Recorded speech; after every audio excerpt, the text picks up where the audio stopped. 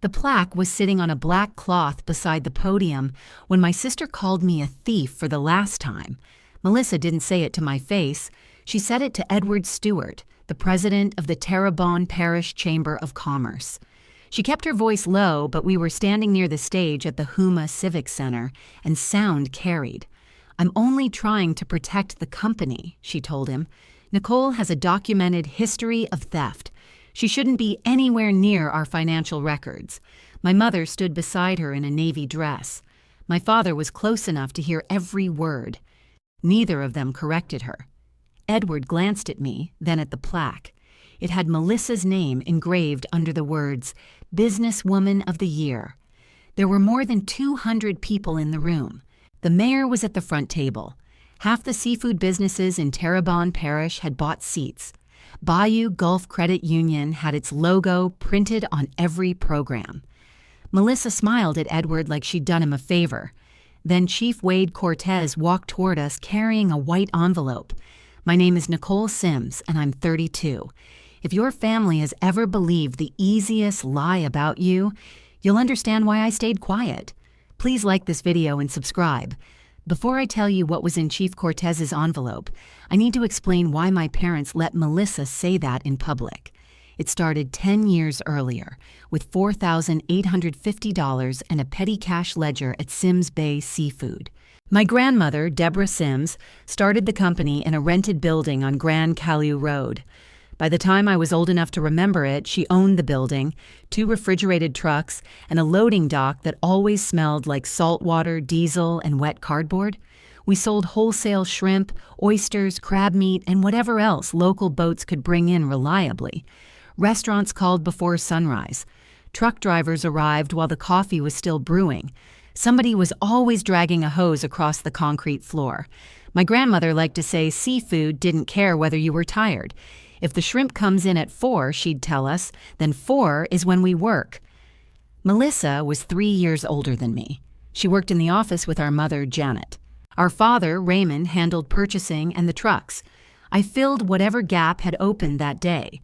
If a driver called out, I helped load. If an invoice needed entering, I entered it. If an oyster sack split, I found gloves and cleaned the floor. Nobody officially gave me responsibility. They just noticed when something wasn't done and looked at me. Melissa had a title before I did. By the time she was 25, her business card said bookkeeper. She had a private office with a small window facing the loading area. She wore clean shoes to work and complained when the ice machine made the office lights blink. She was good with customers. I'll give her that. She remembered names, birthdays, and which restaurant owners wanted to hear that their order had been handled personally. She could make a normal delivery sound like a special arrangement she'd created just for them. My parents loved that about her. That girl knows how to represent us. My mother once told an oyster supplier while I stood beside her, holding 2 leaking boxes. Melissa heard it. She smiled and adjusted her bracelet. Nobody meant to make me the extra daughter. I don't think families usually decide those things out loud. It happened one small choice at a time. If Melissa forgot to send an invoice, my mother said she was overwhelmed. If I entered the wrong case count after a 12-hour day, my father asked why I couldn't pay attention. If Melissa left early, she had an appointment. If I asked to leave early, someone needed me. My grandmother noticed. She rarely challenged my parents directly, though. She'd wait until everyone was busy, then bring me a cold drink or leave $20 beside my lunch bag. "You did good today," she'd say. That was usually all I got from her. At the time, it was enough. In 2016, when I was 22, I enlisted in the Coast Guard. I hadn't told my family I was considering it. I took the aptitude test, completed the medical screening, and signed my papers before I said anything at home. We were eating boiled crabs at my parents' kitchen table when I told them. My father stopped cracking a claw and stared at me. "You joined already?" "Yes. You didn't think to discuss that with us? I'm telling you now. That isn't discussing it." My mother wiped her fingers on a paper towel. "Why would you want to go into the military? I want training. I want something that's mine." Melissa laughed. "What does that mean?" "It means I'm going." She leaned back in her chair. "You get tired after one busy weekend here." I looked at her. I'm not asking whether you think I can do it." My father put the crab claw down. "That's enough." He was looking at me when he said it. My grandmother called me the next morning. She asked what kind of work I wanted to do. "Machinery," I said. "Engines, pumps, generators, that side of it. You always did like knowing how things worked." "I guess." "When do you leave?" "In a few weeks." She was quiet for a moment. "Come see me before you go." I promised I would. For the next few weeks, I worked at Sims Bay Seafood every day. I trained a new warehouse assistant on the order system. I labeled vendor files for Melissa. I typed instructions for tasks nobody had ever bothered to write down because they assumed I'd always be there. 3 days before I was supposed to leave for boot camp, Melissa called me into her office. My mother and father were already inside. The door was closed. The petty cash ledger lay open on Melissa's desk. I remember the air conditioner rattling above us. I remember a white smear of correction tape on the page. I remember Melissa sitting in the only chair while the rest of us stood. "We're short," she said. I thought she meant a delivery. "Short what?" "Cash." "How much?" She turned the calculator toward me. The display showed 4,850. I actually laughed because I thought she had made some strange bookkeeping mistake. There isn't that much in petty cash. There was over time. What does that mean? It means deposits and cash payments aren't matching the ledger. My father folded his arms.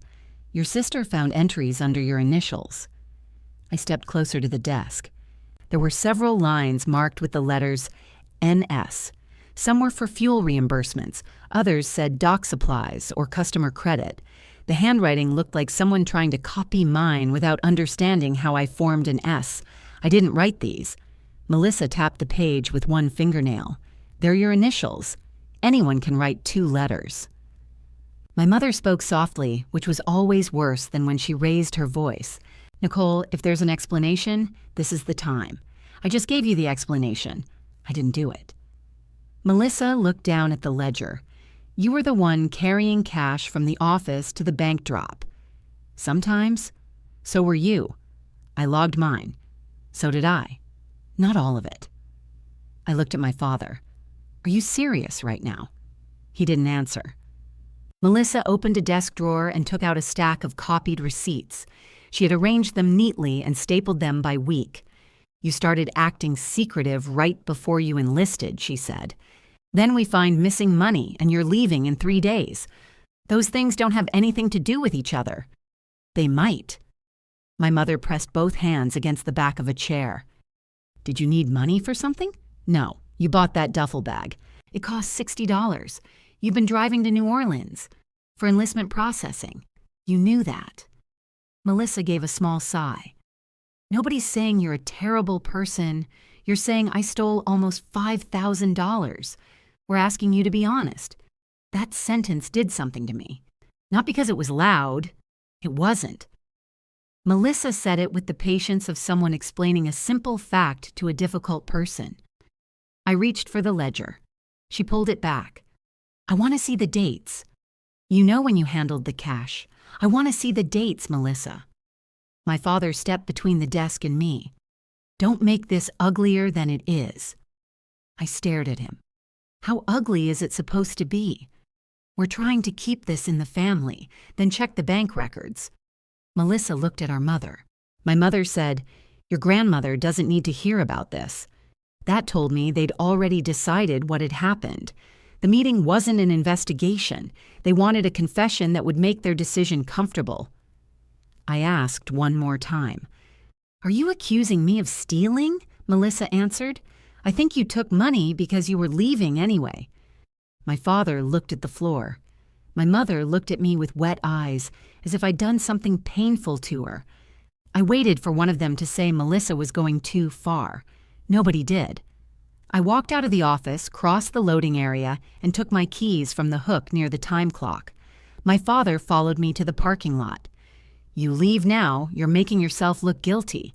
I opened my truck door. "Then show me what innocent looks like." "What's that supposed to mean?" "It means you've already chosen her." He rubbed the back of his neck. "We don't have time for one of your scenes." I almost asked him what scene he thought I was making. I was standing beside my truck with my keys in my hand. I hadn't yelled. I hadn't touched anything in Melissa's office. Instead, I got in and drove away. My mother called that evening. She said they weren't going to contact the police if I agreed to repay the money after training. I'm not repaying money I didn't take. Your father is trying to protect you. From what? From consequences. I sat on the edge of my bed and watched the ceiling fan turn. What proof does Melissa have besides a ledger she controls? You had access. So did she. Melissa has been keeping those books for years. That doesn't answer me. My mother took a breath. Your sister isn't the one suddenly leaving Louisiana. There it was. Leaving was proof. Wanting my own life was proof. Every mile I planned to put between myself and Grand Kailu Road had been turned into evidence against me. I leave Thursday, I said. I know. Are you coming to say goodbye? She was quiet too long. We'll see how your father feels. I hung up before she could make his decision sound like weather. My grandmother came to my apartment the next day. She carried a paper bag containing 2 roast beef sandwiches and a container of potato salad. She set the food on the counter, then looked at the half-packed duffel bag on my floor. Your mother told me, she said. I kept folding shirts. Which part? The missing money. I didn't take it. I know. I stopped folding. She pulled out the kitchen chair and sat down carefully. Her knees were bad by then, though she refused to use the cane her doctor had given her. You know, I know you. That isn't proof. No, it isn't. I waited for her to say more. She looked toward the window. Melissa's ledger never sat right with me. What does that mean? It means I asked questions, and she always had an answer ready. Did you tell Mom and Dad? I've told your father to review those books more than once. And he says Melissa has it handled. I put the shirt down. Then come with me tomorrow. Tell them you don't believe her. My grandmother rubbed one thumb across the side of her hand. I don't want this family split apart. It's already split. Nicole. They think I stole from your company. Our company. It's not mine. They made that clear. She looked tired. Not confused, just tired. I understood later that she'd spent years choosing small peace over difficult truth. That day, all I understood was that even the one person who believed me wasn't willing to say it where it mattered. She reached into her purse and took out a white envelope. There's $300 in there. I don't want money. Take it. I said I don't want it. Then keep it in case you do. She put the envelope on the counter. When she stood, I helped her even though I was angry. At the door, she touched my cheek. You come home safe. I nodded. She left without promising to speak to my parents. My father didn't come to see me off. My mother sent a text that said, I hope you make good choices. Melissa sent nothing. I left home before sunrise with my duffel bag in the back seat and my grandmother's envelope unopened in the glove compartment. Near Thibodaux, I stopped for gas and checked my phone. There were no missed calls. That first year in the Coast Guard was the hardest thing I'd ever done. It was also the first place where being useful counted more than being liked. Chief Petty Officer Wade Cortez supervised me after my initial training. He was demanding in a way I understood. If I made a mistake, he showed me the mistake. If a pump failed, he wanted the maintenance record, the pressure reading, and the name of the last person who touched it. He didn't accept, I think. He'd say, Sims, do you know, or are you making weather with your mouth? I'm checking, Chief. Then check before you answer. He made me document everything. Fuel readings, repairs, parts removed, parts installed, dates, times, and names. Once, after I'd stayed late to help another technician finish an inspection, he found me rewriting a page because my first notes were messy. You did the work, he asked? Yes, Chief. You wrote down what you did? Yes. Then stop trying to make it pretty. Make it accurate. That stayed with me. During my first deployment, my mother called twice. My father called once to ask if I knew where an old supplier invoice had been filed. Melissa never called. When I came home on leave, I visited my grandmother first. She made coffee and asked about the cutter. She wanted to know what I fixed, where I slept, and whether the food was any good. My parents asked how long I was staying. The missing money was never discussed directly. It lived in every room anyway. If I offered to help at the company, my mother said, "Melissa has the office covered." If I walked near the desk, Melissa closed whatever folder she was using. The accusation had become a family fact without ever becoming a proven fact. Nobody said they'd checked the bank records. Nobody showed me the original receipts.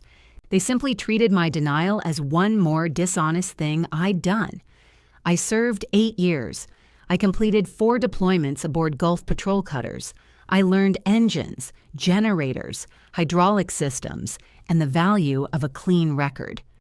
Chief Cortez wrote evaluations that said I was reliable. Officers trusted me with equipment worth more than the entire seafood company. I could sign for controlled parts, reconcile maintenance inventories, and work inside secure spaces. Back home, my family still counted the cash if I entered the office. My grandmother died in 2020, at 82, while I was underway. I couldn't come home for the funeral. By the time the message reached me, the service had already been scheduled. Weather and operations kept our cutter out. My mother called from her car afterward. "It was nice," she said. "A lot of people came." I held the phone against my ear and stared at the metal wall beside my bunk. "Did she ask about me?" My mother paused. "She knew you were working." That wasn't what I had asked. A month later, a small package reached me. Inside was my grandmother's old keepsake box and a note in her handwriting. It said, "Nicole, I told the credit union myself years ago that the ledger never sat right. I should have said more. I always knew you didn't take it. Love, Grandma." I read it several times. I didn't know what she meant about the credit union. I assumed she'd made a complaint that went nowhere. There was no date on the note and no name besides hers. I kept it anyway. When I left the Coast Guard in 2024, I came back to Huma with good evaluations, civilian bookkeeping courses, and enough savings to rent a 1-bedroom apartment without asking my parents for help. I believed the old accusation had finally become too ridiculous to matter. Within 6 weeks, I had a job at a small accounting firm near downtown. The owner, Mr. Landry, told me my service record was the reason he hired me. "You've handled responsibility," he said. "That means something." 3 weeks later, he called me into his office and closed the door. He wouldn't look at me at first. He straightened a stack of tax folders, then moved the same folders to the other side of his desk. "Nicole, we're going to end the trial period." I sat still. Did I make an error? No. Did a client complain? No. Then why? He finally looked at me. Some information came to my attention. "What information?" He pressed his lips together. "It concerns your previous access to business funds." For a second, I was back in Melissa's office, looking at 2 letters written beside cash entries I'd never made. "Who called you?" I asked.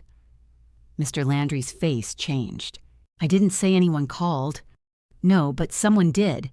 He picked up a pen and set it down again. "I think it's best if we leave it here." I walked out carrying my coffee cup, my calculator, and a cardboard box that was much too large for the few things I owned.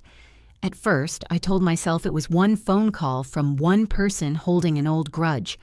I didn't know it was the beginning of 2 years. I didn't know my sister had decided that every new job I found was another place she needed to reach before I did. The next morning, I woke up before my alarm and reached for my uniform. My hand landed on the empty chair beside my bed. I had been hanging my work clothes there each night. Navy slacks, a white blouse, and a gray cardigan because Mr. Landry kept the office cold enough to preserve seafood. The chair was bare. My clothes were still in the dryer. I lay there for a minute, then got up and made coffee. The cardboard box sat on my kitchen counter. My calculator was on top.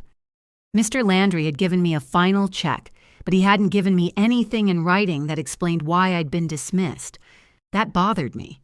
Chief Cortez used to say the first version of a story usually belonged to whoever wrote it down. I took a legal pad from a drawer and wrote the date at the top. Under it, I wrote everything I remembered from Mr. Landry's office. I included his exact words about my previous access to business funds. I wrote down the time, who had been in the front office, and what files I'd been working on that morning. Then I opened my laptop and sent him an email. Mr. Landry, please provide written confirmation that my trial period was ended today. I would also like to know whether the decision involved any error, client complaint, attendance problem, or performance concern. I read it twice before sending it. He replied that afternoon. Your separation was not based on a specific work product issue. The firm received information that raised concerns regarding your suitability for access to client financial records. We wish you well. That was vague, but it was more than I'd had. I printed it and put it in a folder. For the next week, I applied for jobs from my kitchen table. I kept the folder beside me. Every application went into a simple spreadsheet with the company name, contact person, date, and position.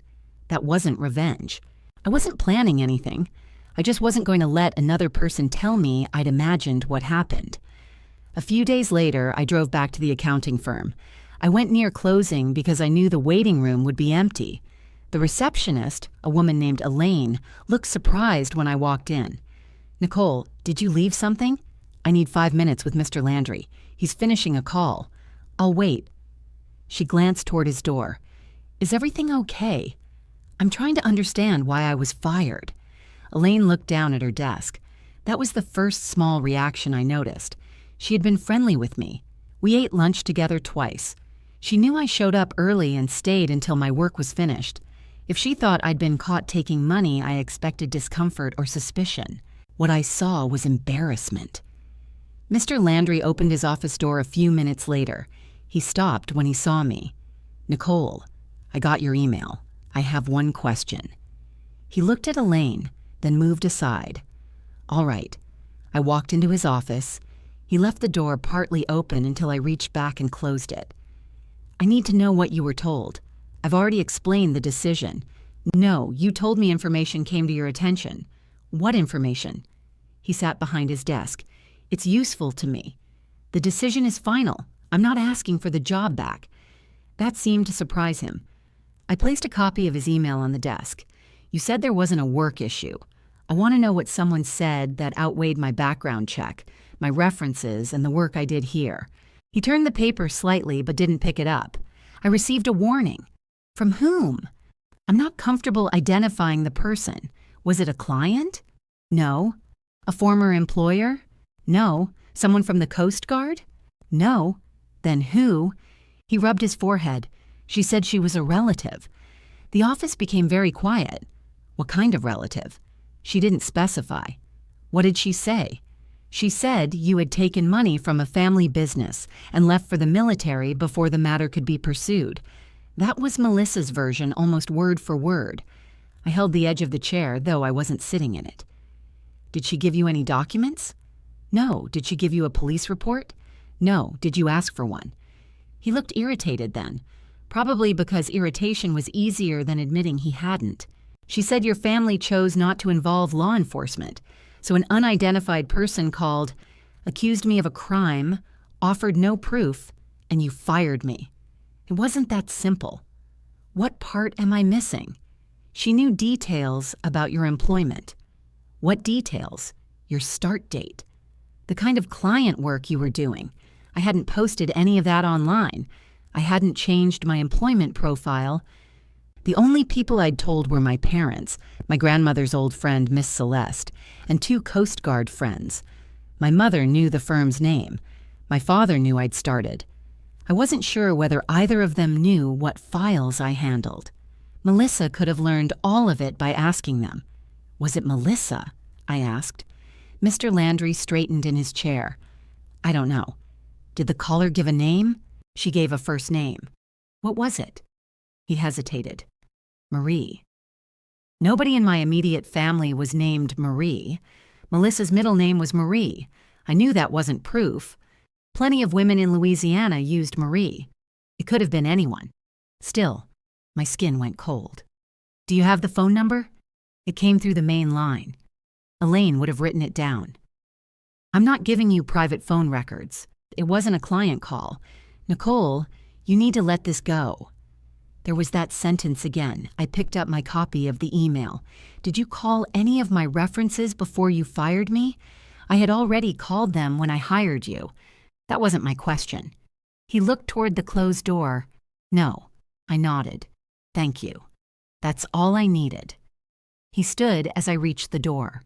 I'm sorry this happened, but I have a responsibility to my clients. So did I. I hope you find something that's a better fit.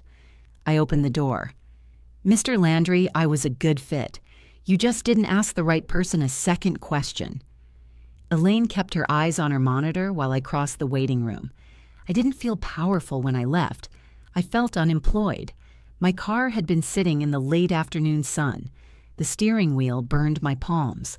I turned on the air conditioner, placed both hands under the vent, and wrote the word Marie in my notebook. That evening, my mother called. She rarely called during the week unless she needed something. I looked at the screen until the third ring before answering. Hey, Mom, are you home? Yes, you sound strange. I'm tired. She paused. How's work? I looked at the folder on my kitchen table. Why? I'm asking about your job. It ended. What do you mean? It ended? They let me go. Oh, Nicole. There was concern in her voice, but no surprise. I waited. She said, maybe accounting isn't the right direction. I was there 3 weeks. Sometimes people can tell quickly. They said my work was fine. Then maybe it was personality. I almost laughed. Did Melissa tell you they were going to fire me? What, did she tell you? Why would Melissa know anything about your job? I don't know. That's why I'm asking. My mother's voice sharpened. Don't start blaming your sister because a job didn't work out. I didn't blame her. You just asked if she got you fired. No, I asked whether she knew. That's the same thing. It wasn't, but I knew better than to argue definitions with my mother. She could turn a question into an accusation, then make me defend the accusation I hadn't made. Who did you tell about my job? I asked. What do you mean? Who knew where I worked? I'm sure you told plenty of people. I told you and Dad. Well, I might have mentioned it to Melissa. What did you tell her? Nothing private. Did you tell her what kind of files I was handling? I don't know, Nicole. We have conversations. I don't keep a transcript. I did now. The legal pad was open in front of me. I wrote the date while she spoke. My mother heard the pen. What are you doing? Writing down what you said. Why? Because I want to remember it correctly. That's ridiculous. Maybe. She went quiet. Then she said, your sister has enough pressure without you dragging her into every disappointment in your life. I stared at the phone. I asked one question. You know how you get. How do I get? You hold on to things, like being accused of theft. I am not discussing that again. Why not? Because it was years ago and nothing good comes from picking at it. You still believe I did it. I didn't say that. You've never said I didn't. She exhaled slowly. This is exactly what I mean. I called to see how your job was going, and now I'm being interrogated. I could hear a television in the background. My father said something too quiet for me to understand. My mother covered the phone and answered him. When she came back, her tone had changed. It was calmer and more distant. We have to be up early. Call me when you're feeling better. She ended the call. I added 2 more lines to the page. Mom told Melissa where I worked. Mom was not surprised I lost the job. I underlined neither one. They were observations, not conclusions. The next morning, I checked every public profile I had. My employment history still listed the Coast Guard. The accounting firm wasn't mentioned anywhere. I searched my name, my email address, and my phone number. Nothing connected me to Mr. Landry's office. Then I checked the firm's social media page. There was a photograph from my first week. 4 of us stood beside the front desk holding paper cups from a coffee shop. The caption welcomed 2 new employees. I was tagged in the picture. The post had been public for 19 days. Anyone who knew my name could have found it. That possibility mattered. It meant my mother might not have told anyone. It also meant whoever called didn't need inside access to learn where I worked.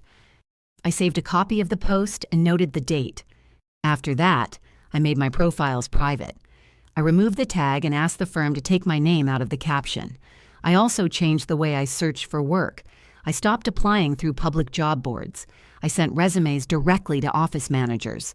I listed Chief Cortez and 2 former supervisors as references. When employers asked why I'd left Mr. Landry's firm, I said the trial period ended without a performance finding. That was true. I also started taking an evening course in small business tax preparation. It met twice a week in a classroom behind a copy center. Most of the students already worked full-time and arrived carrying fast food. I sat near the front and kept my notes organized. One night, the instructor handed out a practice set built around a landscaping company with 3 trucks and a habit of mixing personal and business purchases. Half the class groaned. I liked it.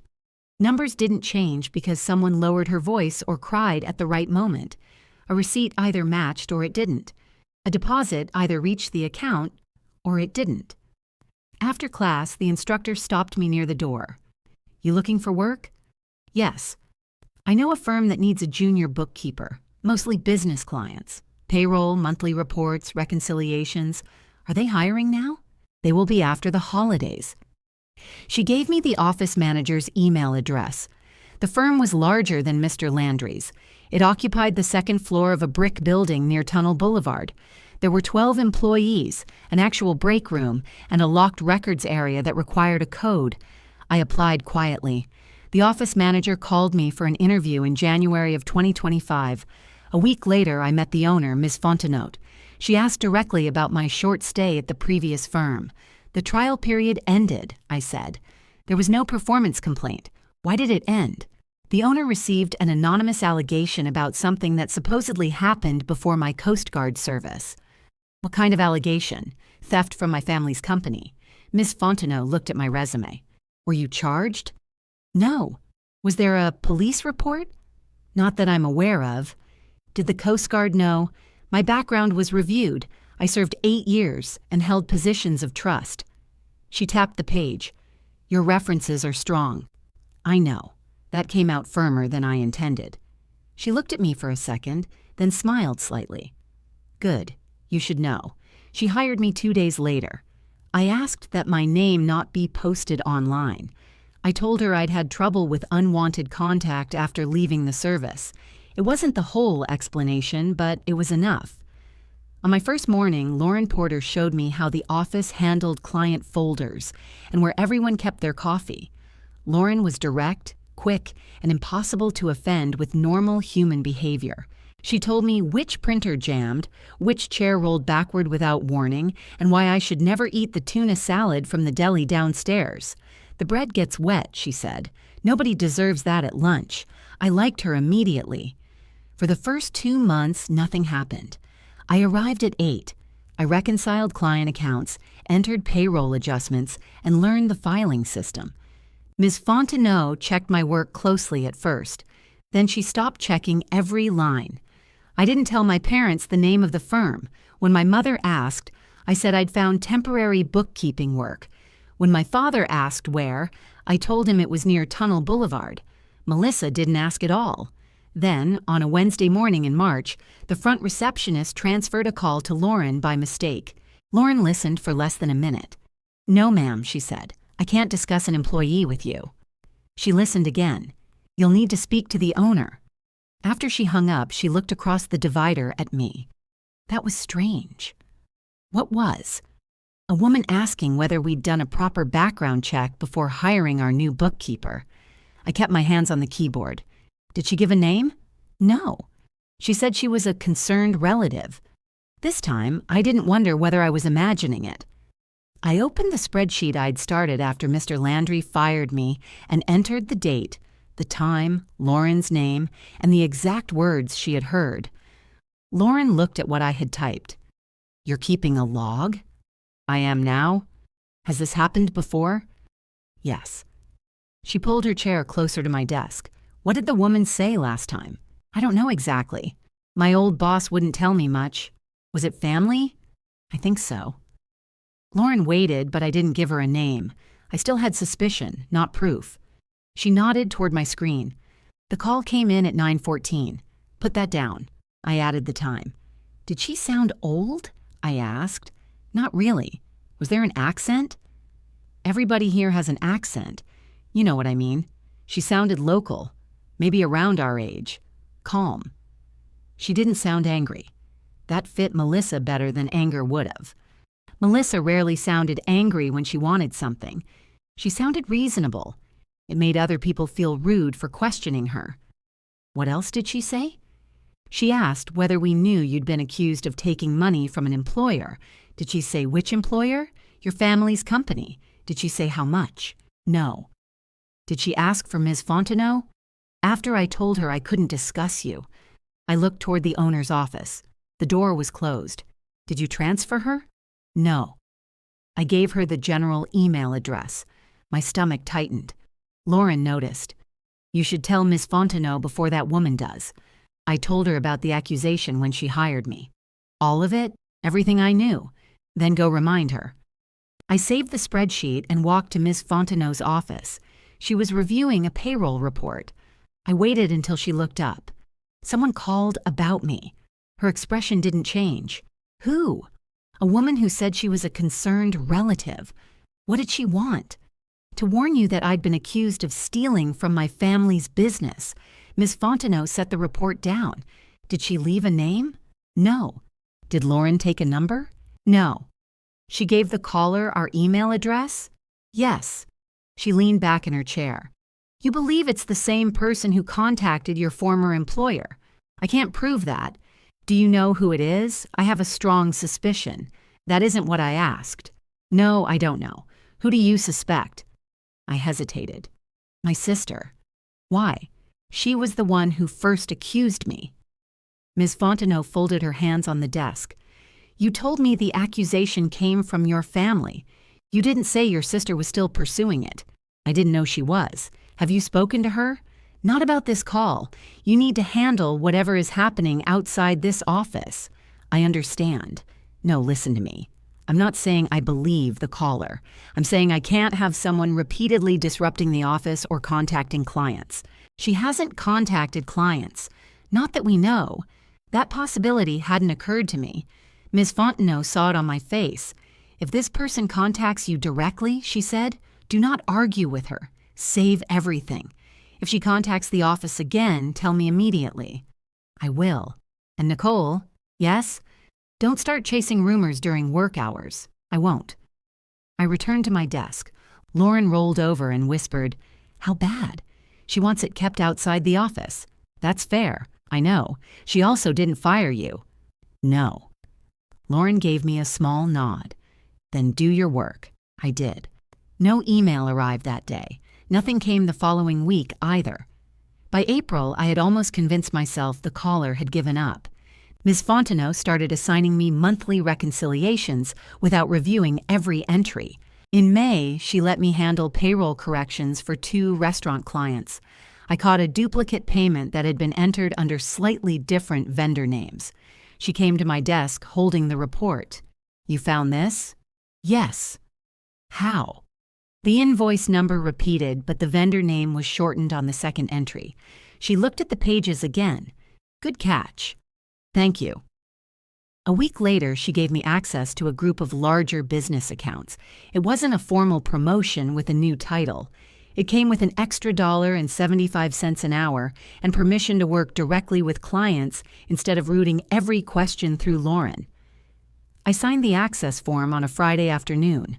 On Monday, the email arrived. Ms. Fontenot called me into her office at 10:30. Her blinds were closed. A printed page lay on her desk. I recognized it before I sat down. It was a copy of the petty cash ledger from 2016. The page had my initials written beside several entries. A handwritten note at the bottom said, Nicole left for military service before funds could be recovered. My mouth went dry. Where did you get that? It was emailed to the firm yesterday. From what address? She turned the printout around. The address was a string of letters and numbers from a free email service. The name attached to it was Marie B. Can you forward it to me? I haven't decided. It concerns me. It also concerns an allegation against you. It's a copy of a page my sister controlled. Can you prove that? I can prove she was the bookkeeper. Can you prove the entries are false? I looked closely at the page. The white correction marks I remembered were difficult to see in the copy. The bottom note hadn't been there when Melissa showed us the ledger. I was sure of that. That note was added later. How do you know? I saw the original page. When? When they accused me. Do you have your own copy? No. Did you make a written complaint at the time? No. Was anyone else present? My parents and my sister? Would they confirm your version? I didn't answer. Ms. Fontenot rested one hand on the printout. The email says you've been dismissed from another accounting position for failing to disclose this. I disclosed it to you in my interview. You did. The other firm dismissed me after a caller made the same allegation. They never investigated it. Did you tell me someone was actively contacting employers? I told you about the anonymous allegation. That isn't quite the same thing. I didn't know it was active until the call here. She looked tired. Who knew you'd been given more access on Friday? You in the office. Did you tell your family? No. Did you post it anywhere? No. She looked through the printed email again. The sender says you were recently given access to client payroll accounts. I felt my shoulders go still. That information wasn't public. I know. Who in this office knew? Everyone saw the announcement. Ms. Fontenot had sent a short internal email congratulating me. It didn't name specific clients, but it mentioned expanded payroll access. Could someone outside the office have seen that email? Not unless an employee showed it to them. She didn't accuse me of leaking it. She didn't have to. We were both thinking about how precise the timing was. I haven't told anyone, I said. I believe you. It didn't sound certain. She placed the ledger page in a folder. I'm taking you off payroll access while I review this. For how long? I don't know. What exactly are you reviewing? Whether this creates risk for the firm, the allegation, or the person making it? Both. I handed over my access badge before she asked. For the rest of the day, I worked on data entry. Nobody said anything, but people noticed when my login stopped opening the payroll system. Lauren came to my desk after lunch. What happened? I got taken off the larger accounts. Because of the call? An email this time. What did it say? I kept my voice low. They sent a ledger page. Lauren stared at me. From 10 years ago? Yes. Who keeps something like that ready? Someone who expects to use it. That evening, I drove to my parents' house. Melissa's car wasn't there. My father was in the garage replacing a light over his workbench. My mother stood at the kitchen counter cutting bell peppers. She looked up when I entered. You should call before coming. I need to ask you something. She kept cutting. What now? Did you or Dad tell Melissa where I work? No. Did you tell her I was given more responsibility? My mother put the knife down. I don't know anything about your responsibilities. Did she ask about my job? Not that I remember. My father came in through the laundry room. What's going on? Nicole's asking questions about Melissa again. I turned to him. Someone sent my employer a copy of the old petty cash ledger. He stopped near the table. Why? To get me fired. My mother crossed her arms. Were you fired? Not yet. Then maybe you're assuming the worst. The email knew I'd been given access to payroll accounts 3 days earlier. That doesn't mean Melissa sent it. I didn't say she did. You keep coming here and circling her name. Who has that ledger? My father looked at my mother. She answered, It's company property. Where is it? I don't know. There are boxes of old records. Who controls them? Melissa handles the office. So Melissa. My father sighed. Nicole, what do you want us to say? I want you to tell me whether anyone else could get that page. Employees come and go, he said. Which employees have access to 10-year-old accounting records? I don't keep track. You own the company. I work the purchasing side. That was how responsibility moved in my family. Melissa handled the books, so my father couldn't question the books. My mother co-owned the company, but she didn't know where records were kept. Nobody knew anything until it was time to agree with Melissa. My mother picked up the knife again. Your sister is trying to hold that place together. What does that have to do with my question? She has vendors calling, truck repairs, payroll, and a loan payment every month. She doesn't have time to chase your employers. What loan? My father looked at her. My mother's knife stopped. Business financing, she said. For what? The expansion. What expansion? The cold storage work, new equipment. I hadn't seen new equipment the last time I passed the building, but I didn't push. It wasn't my company. That was what they'd wanted me to understand. My father pulled out a chair. Sit down. Your mother's making dinner. I'm not staying. Then why come over this close to supper? Because somebody is interfering with my job. He rubbed his face. Here we go again. I stared at him. Again? The old accusation. Melissa. The ledger. You've got to stop living back there. Someone sent the ledger on Sunday. My mother said, maybe they're concerned. About what? About you having access to other people's money. I looked at her for several seconds. You think they should be concerned? I think an employer has a right to know if there are questions. There weren't questions. Melissa made an accusation, and you accepted it. My father pushed the chair back under the table. Nobody accepted anything. You asked me to repay the money. We were trying to keep you from getting into trouble. I wasn't in trouble until you believed her. My mother shook her head. This is not why you came here. You came here wanting us to blame Melissa, and we're not doing it. Will you ask her whether she sent the email? No. Why not? Because she has enough stress running the company. There was no point after that. I left through the front door. My father followed me onto the porch. Don't bring this to the business, he said. What does that mean? Don't show up there confronting your sister. I wasn't planning to. She doesn't need a scene in front of employees. Neither did I. I drove home without turning on the radio.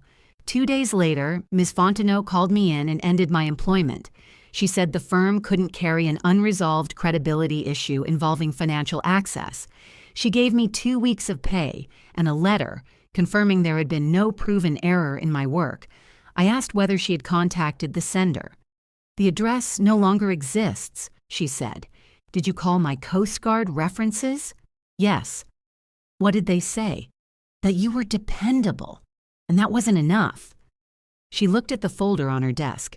The firm has to protect itself. I had heard that before. Lauren walked me to my car. She carried one side of the box even though it held less than the first one had. At the trunk, she didn't let go immediately. There's something I should have told you, she said. What? That woman didn't first call in March. I waited. Lauren looked back at the building. She called before you started. I was covering the front desk during lunch. She asked if we'd hired a former Coast Guard mechanic named Nicole Sims. My fingers tightened around the box. What did you tell her? That I couldn't discuss applicants. What did she say? She said, you'll wish you'd listened when money goes missing. Then she hung up. Why didn't you tell me? I didn't know you. I thought it was a strange call and forgot about it. When she called again, I still didn't connect it until today. So she knew before my first day. Yes. That widened the problem. The caller wasn't reacting to a public announcement or a promotion. She had been watching for where I went next. I thanked Lauren and put the box in my trunk. That night, I spread both termination letters, the anonymous email, my notes, and the saved social media post across my kitchen table. Then I emailed Mr. Landry and asked him for the date of the call that had led to my first dismissal. I asked Ms. Fontenot to preserve the email and phone notes from both calls. I wrote Lauren's account while it was fresh and sent it to her so she could confirm I had it right. For the first time, I stopped treating each job loss as a separate embarrassment. The next morning, I called the one person whose opinion had never depended on my family. Chief Cortez answered on the fourth ring. Sims, he said, you finally need a reference or did you break another generator? I need a reference. His tone changed. What happened? I told him I had lost 2 bookkeeping jobs. I mentioned the calls, the ledger page, and the old accusation almost in passing. He didn't interrupt until I told him the amount. $4,850? He asked. Yes. When did they say you took it? Right before I left for boot camp. Melissa always pointed to the same week in the ledger. Give me the dates. I read them from my notes. Chief Cortez went quiet. Then I heard a chair scrape across his floor. "Hold on," he said. "I need to find my old logbook." I heard him opening drawers, then a closet door. "Chief, I'm here. What are you looking for?" "A green notebook. You kept a log from 2016? "I kept all my logs." I heard a box slide across the floor. "That doesn't surprise me." "It should not." He moved something else, then muttered under his breath, "Found it." Paper rustled near the phone. "Read those dates again." I did. He repeated the first date slowly, then the second. I heard him turn several pages. "What?" I asked. "Hold on, another page turned." "Chief, what is it? Were you shown this ledger at the time?" Melissa held it across the desk. I could see my initials, but she wouldn't let me take the page. "So you didn't know the exact dates until the copy reached your employer." "That's right." He went quiet again. Then he said, "Sims, you weren't in Houma." I sat down at my kitchen table. "What?" "You were attached to a training cutter out of Mobile." I remembered the trip. It had happened after I signed my enlistment papers, but before my final ship date for boot camp. A scheduled class had been delayed, and the recruiting office placed several of us on a short familiarization detail. We spent most of that week underway learning basic shipboard routines. It hadn't felt important at the time. I cleaned, carried equipment, stood supervised watches, and tried not to get in anyone's way. I returned to Houma 3 days before I was due to leave again. 3 days before Melissa called me into her office. "You're sure?" I asked. "I wrote your name in the personnel section. You reported aboard on Monday morning. The cutter got underway before noon." I looked at the ledger copy. The first entry beside my initials was dated Tuesday. The last was dated Friday. Where did we go? About 300 miles from Houma before the cutter turned back. I pressed my fingers against my forehead. Could I have left the cutter? Not unless you learned to walk across the Gulf. "Chief, no, you could not have left. You were underway. Do you have anything besides your personal log?" "I should." "What?" "Copies of the orders." "Why would you have those?" "Because somebody handed me personnel without the complete packet. I made copies before I sent the originals back for correction. I remembered that too. One of my forms had the wrong reporting code." Chief Cortez had complained about it for most of a morning. "Can you find them? I'll call you back." "How long?" "When I find them." He ended the call. I stayed at the table with my phone in my hand. For years, I had defended myself by saying I didn't take the money. That was all I had, my own memory and my own word. Now there was a location. There were dates. There might be orders. I opened the scanned ledger page on my laptop and enlarged it. The entries covered 4 days. Each one had been written after I boarded that cutter. Melissa hadn't made a reasonable mistake. She hadn't looked at a confusing page and reached the wrong conclusion.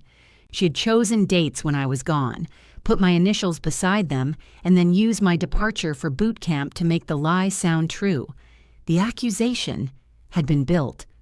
Chief Cortez called back 43 minutes later. "I have the orders." I closed my eyes. Do they show the dates? Reporting date, release date, unit, and duty status. My name? Your full name and identification number. Can you send them? Not from the old desktop. The scanner on this thing is older than some of the cutters I served on. I laughed once. It came out unsteady. Take a picture. I am not sending official orders as a crooked phone picture. Come over tomorrow morning. He gave me his address outside Houma. Before we hung up, I asked, "Chief, why did you write my name in your personal log?" "I wrote everybody's name, even people there for 1 week, especially people there for 1 week. Temporary assignments are where records go to die." I looked at Melissa's copied ledger. "Not this one." "No," he said. "Apparently not." The next morning, I drove to his house with both termination letters, my notebook, the anonymous email, and my grandmother's note inside a folder. Chief Cortez lived on a quiet road in a tan brick house with a fishing boat under a metal cover. His grass was cut evenly. The shrubs along the porch looked like they had been measured. He opened the door before I knocked. "You're early." 7 minutes. That is early. He had retired 3 years before, but he still wore his hair short. He led me to a dining table covered with boxes and binders. His wife was visiting family in Lafayette. He had taken over the whole room while looking for my records. The green logbook sat in the center. "Wash your hands," he said. "I'm not working on an engine. You've been holding a steering wheel." I washed my hands. When I came back, he pointed to a chair. He opened the logbook to a page marked with a yellow tab. His handwriting was small and square. The date was at the top. Below it, he had recorded the cutter's departure, the names of temporary personnel, and the assignment of basic duties. My name was third on the list. He turned the page. The next day's entry included a note that I had assisted with a fuel system inspection. The day after that, I'd helped inventory spare hoses and fittings. Each entry placed me aboard. Then he removed a clear plastic sleeve from a binder. Inside were my copied orders. The paper had faded slightly around the edges, but the printing was clear. My name was there. So were the dates, the unit, and the duty status. Chief Cortez placed the ledger copy beside it. "They overlap exactly," he said. "I see it. You could not have handled cash at a business in Houma during any of these dates." "I know, say it." I looked at him. "Why?" "Because you sound like you're still trying to convince somebody." I looked down at the documents. I could not have taken that money. No, I wasn't even in Louisiana. No. Melissa knew I was gone. Did she? My whole family knew. My mother complained about driving me to the reporting office. Melissa asked if I'd get seasick. Chief Cortez leaned back. Then this was not an error. That was the big turn for me. The calls to my employers were bad enough. They had cost me income, stability, and 2 references I should have been able to keep. Until that morning, part of me still believed Melissa was repeating a story she'd convinced herself was true. The orders took that possibility away. She had framed me first, then years later, she had started protecting the frame. If you understand why that logbook mattered, leave the word logbook in the comments. Chief Cortez read both termination letters. He took his time with the anonymous email and compared the ledger dates to the orders again. When did the first employer receive the call? I gave him the date Mr. Landry had sent me the night before. And the second? Before I started, again in March, then the email after I got more access. Same allegation every time? Yes. Same amount? Only the email included the ledger page. Did your sister know where you worked? I didn't tell her about the second firm. Your parents? They knew the area, not the name. How visible were you? I asked the firm not to post me publicly. There might have been client emails or office announcements. He looked at the ledger page. She knew you got payroll access. Yes. How? I don't know. Do not fill gaps with guesses. I know. I am reminding you. He took a blank sheet of paper and wrote 3 headings. What we knew, what we believed, and what we needed. Under what we knew, he listed the dates, the orders, the calls, and the email. Under what we believed, he wrote Melissa. Under what we needed, he wrote original ledger, account records, caller identification, and reason. Reason? I asked.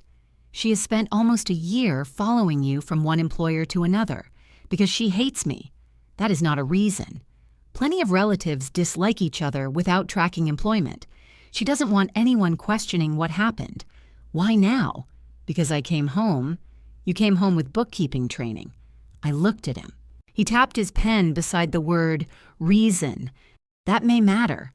I hadn't thought of my work that way. I thought Melissa wanted to keep punishing me for leaving or make sure I remained the guilty one in our family. Chief Cortez was asking a different question. What did my return threaten? I took my grandmother's note from the folder. There's something else. He read it once, then again. When did she write this? I don't know. It came to me after she died in 2020. She told the credit union. That's what it says. Which credit union handled the company account? Bayou Gulf. They've banked there since my grandmother started the business. Do you know who she spoke to? No. Did you ever ask? I was underway when I got the note. Later, I assumed she meant she'd said something informally. Your grandmother does not sound informal here. He handed the note back. She wrote, "I told the credit union myself. That is a specific sentence. She also said she should have said more, which means whatever she said did not end the problem." I put the note beside the orders. For the first time, it looked less like a private apology and more like a direction I had failed to follow. Chief Cortez took out his phone. "Who do you know at Bayou Gulf?" "No one. I have an account there." "That doesn't give you access to company records." "No, but it gives me a reason to ask who handles compliance." I put my hand over his phone before he dialed. "Wait." He looked at my hand, then at me. "If the credit union calls Sims Bay Seafood, Melissa will know I'm asking questions." "She might." "I don't want her to know."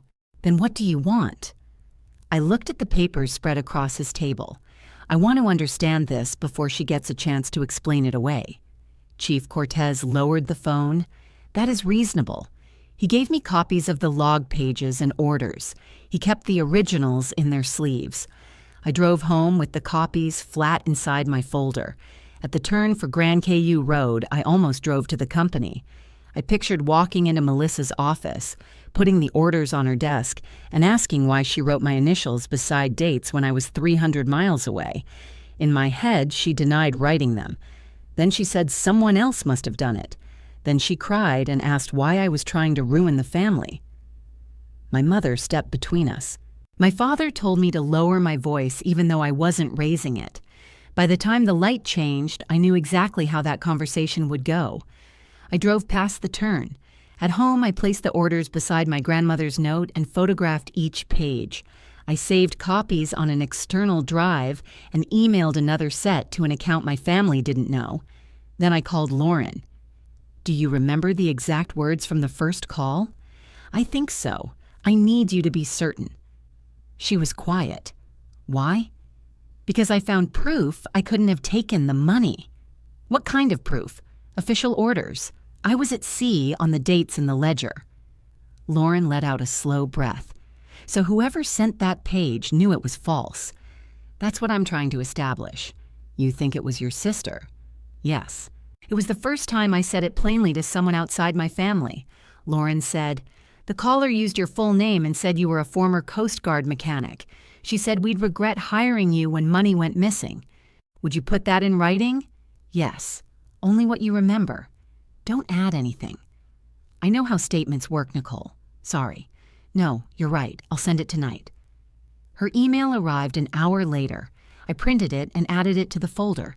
The following Monday, Chief Cortez called Bayou Gulf Credit Union from his own account number. He asked for the compliance office and was transferred to Hannah Keller. He didn't give her the whole story. He said he had retained duty records showing a former service member had been accused of business theft on dates when she was officially underway. He also said the business involved held an active account and loan with the credit union. Hannah asked whether the account holder had made the accusation. "The general manager did," he said. "Is the former service member an account signer?" "I don't know." "Do you have the records in front of you?" "Yes." She asked him to submit copies through a secure link.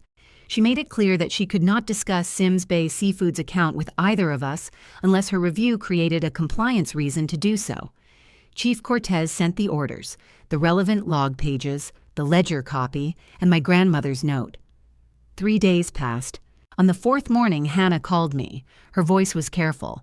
"Ms. Sims, I've reviewed what Mr. Cortez submitted. I need to verify your identity and ask you several questions in person. Does this concern the old account records? It may. Will my family be notified?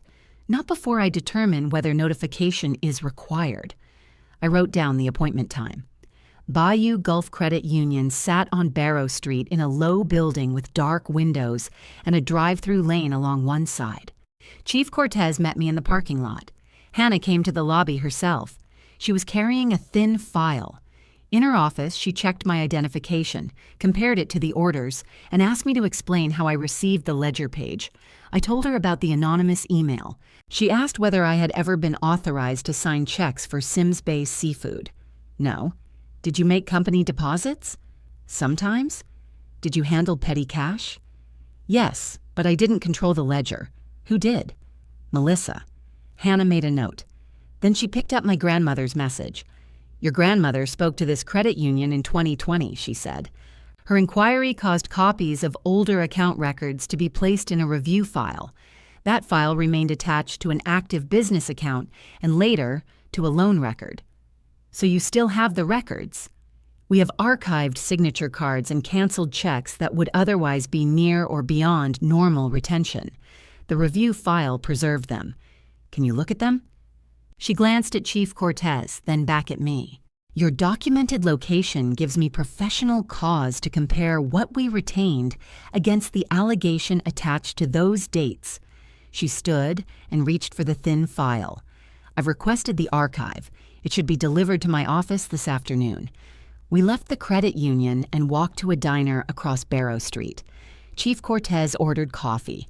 I ordered iced tea and didn't touch it. How long does an archive delivery take? I asked. As long as it takes.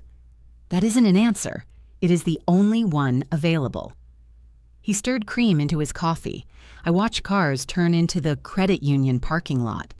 Every time someone carried a file box through the side entrance, I sat straighter. Chief Cortez noticed. Eat something. I'm not hungry. That has never prevented a person from eating toast. He ordered toast for me. I ate half of one piece because arguing required more energy. At 2:40, Hannah called. I have the file, she said. Can you return at 3:30? We'll be there. Chief Cortez finished his coffee before we left. He would not let me rush him across the street. Hannah met us in the same office. 2 thick folders had replaced the thin one on her desk. She closed the door and asked us to sit. I need to explain the limits of this conversation, she said. I can tell you what relates directly to the allegation against Ms. Sims. I cannot provide unrestricted access to a business account. I understand, I said. Mr. Cortez's records give us an objective conflict. The ledger says Ms. Sims received or handled cash on dates when official orders place her underway. That required me to review how the cash entered and left the account. She opened the first folder. The company replenished petty cash by writing checks payable to cash. Checks above a set amount required 2 authorized signatures. Whose signatures? I asked. During that period, the authorized signers included your grandmother, your mother, your father, and Melissa, not me. No. Hannah slid a copy of a signature card toward me. 4 names appeared in separate boxes, each with a sample signature. My grandmother's writing was easy to recognize. She made the first letter of Deborah, large and narrow. Her last name leaned slightly upward. Hannah placed 3 canceled checks beside the card. All 3 were dated during the week I had been aboard the cutter. Each was payable to cash. Each carried Melissa's normal signature on the first line. A second signature appeared beneath it. The name was supposed to be Deborah Sims. It didn't look right. The first letter was wide. The final S curled backward. My grandmother never wrote either name that way. Hannah pointed to the endorsements on the back. These checks were deposited, then converted into cash through company transactions. The amounts align with the shortages later assigned to you in the petty cash ledger. So Melissa signed them. She signed the first line in her own name. And the second? Hannah chose her words carefully. The second signature is inconsistent with the signature card and with other verified examples of your grandmother's writing. Chief Cortez leaned closer. Is it consistent with anybody else? Hannah opened the second folder. Inside were later checks signed by Melissa. On one, she had corrected a number in the written amount. On another, she had added a note above the endorsement. Hannah placed transparent sheets over the samples. The same backward curl appeared in Melissa's capital S. The same heavy pressure marked the end of several letters. Even the spacing between the first and last names matched. Hannah didn't need to say it twice. The questioned counter's signature contains the same repeated features as Melissa's verified handwriting, she said. It appears she signed both lines. I looked at the 3 checks again.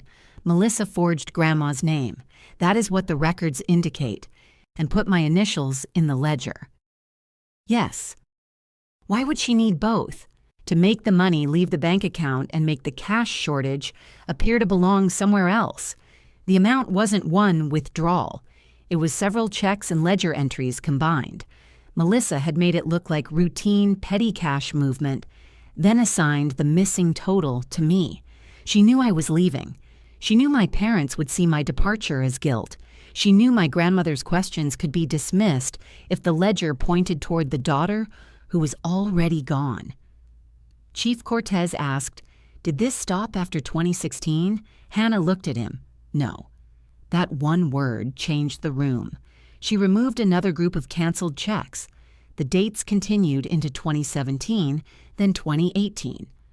The amounts varied. Some checks paid vendors whose names I recognized. Others were payable to cash or to small businesses I didn't know. Each required 2 signatures. Melissa's own name appeared first. The questioned countersignature appeared second. Sometimes it was written as my grandmother's name. After my grandmother stopped coming to the office regularly, the second signature changed to my mother's or father's name. The handwriting didn't change with it. "How many?" I asked. "I haven't completed a transaction count." "More than 10? "Yes." "More than 20? Hannah closed the folder slightly. "I'm not going to estimate before the review is complete." "Did my parents know?" "The records cannot tell me what they knew. They trusted Melissa to handle the books. That is not the same as authorization." I thought about my mother cutting bell peppers while she told me Melissa had a loan payment every month. I thought about my father saying he worked purchasing and didn't keep track of old records. Where did the money go? We can identify payments and withdrawals. We cannot determine the purpose of every transaction from these documents alone. Was Melissa taking cash? Some checks were converted to cash. Some payments went to accounts that do not appear in the vendor list your grandmother provided during her inquiry. "What inquiry?" Hannah turned to my grandmother's note. "In 2020, Deborah came into this office with copies of several ledger pages. She said totals had been altered after she reviewed them. She asked us to keep a record of her concern. Why didn't the credit union investigate then? We reviewed the transactions she identified. The signatures appeared regular on the face of the checks, and she did not make a formal fraud claim." "Why not?" "She said she needed to speak with her son first." "My father." I looked down at the table. "What happened after that?" "She did not return. She died later that year." "I know." Hannah's voice softened, but only slightly. She asked that the copies remain with the account file. That is why we still have the older checks. Chief Cortez asked, "What does the current loan have to do with this?" Hannah's expression changed again. She pulled a thinner packet from beneath the archived checks. Sims Bay Seafood received an expansion loan for $150,000. "When?" I asked. "The current loan was approved after updated financial statements were submitted.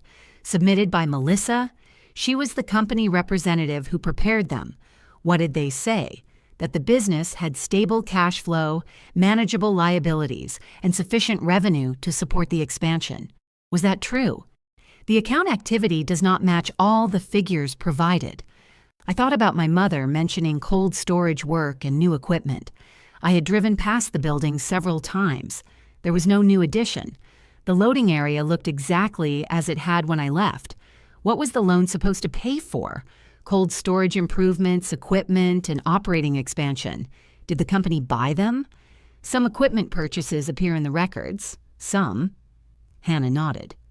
What about the rest? That will require reconciliation. Chief Cortez looked at the signature card. So the company borrowed $150,000 using financial statements that hid the earlier withdrawals. That is one concern. And the same questioned countersignature continued on checks after the loan? Yes. I finally understood why the calls had started when they did. Melissa hadn't followed me from job to job because she still wanted an apology for leaving. She wasn't protecting our parents from some old family embarrassment. She was protecting current books.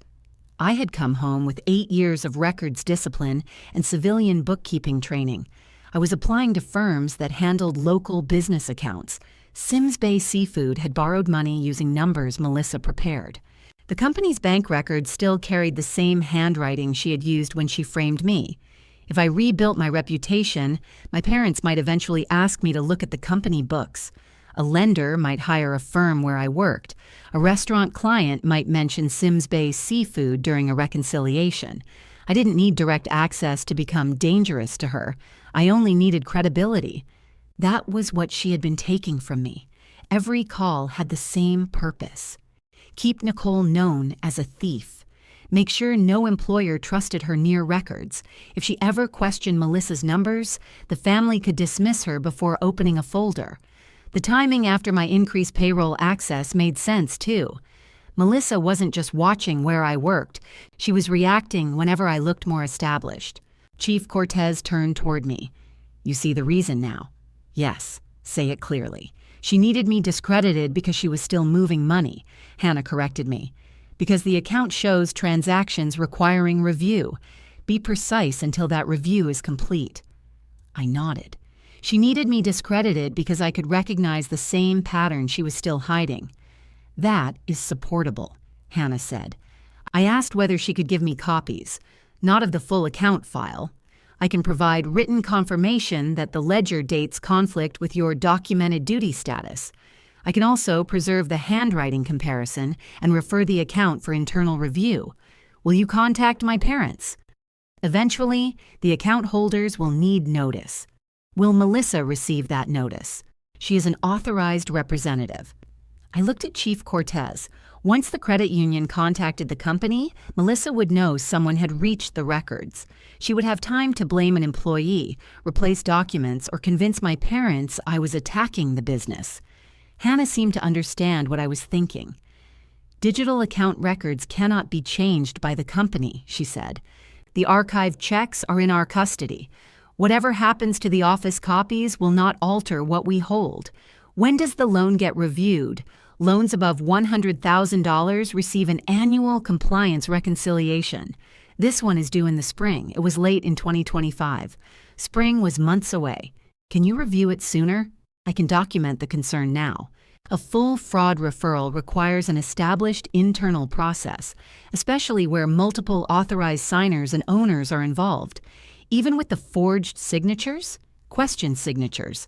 I need a formal comparison, account holder interviews, and a reconciliation of the financial statements. Chief Cortez asked, what would make sure the issue reaches that process without disappearing into a phone note? A written referral tied to objective documentation. From whom? A person with direct knowledge of the duty records would be useful. It should identify the conflict, request reconciliation against the preserved signature cards, and arrive before the scheduled annual review. Chief Cortez looked at me. I knew that look.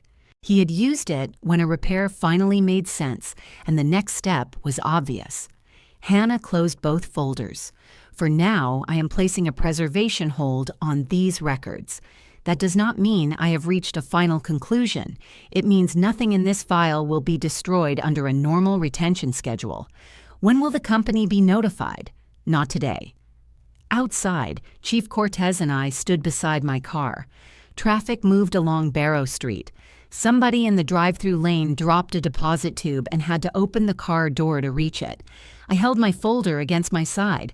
I thought Melissa wanted me punished, I said. Chief Cortez shook his head.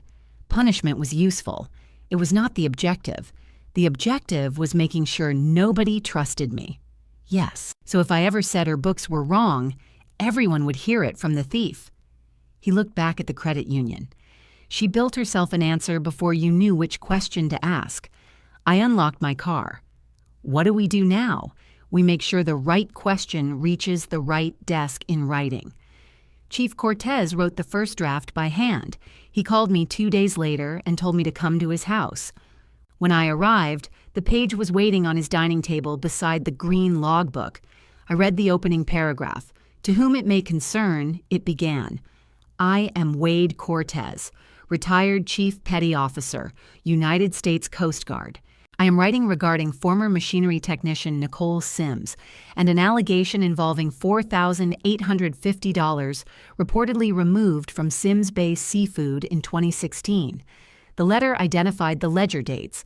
It listed the cutter, the temporary assignment, and the location of the vessel during that week.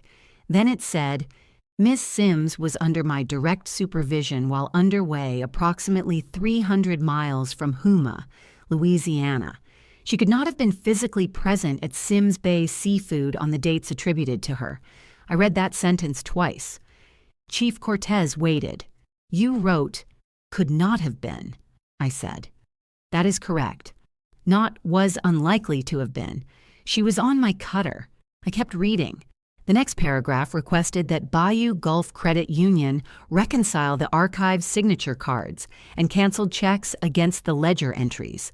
It referred to the questioned countersignatures and the financial statements supporting the company's $150,000 expansion loan.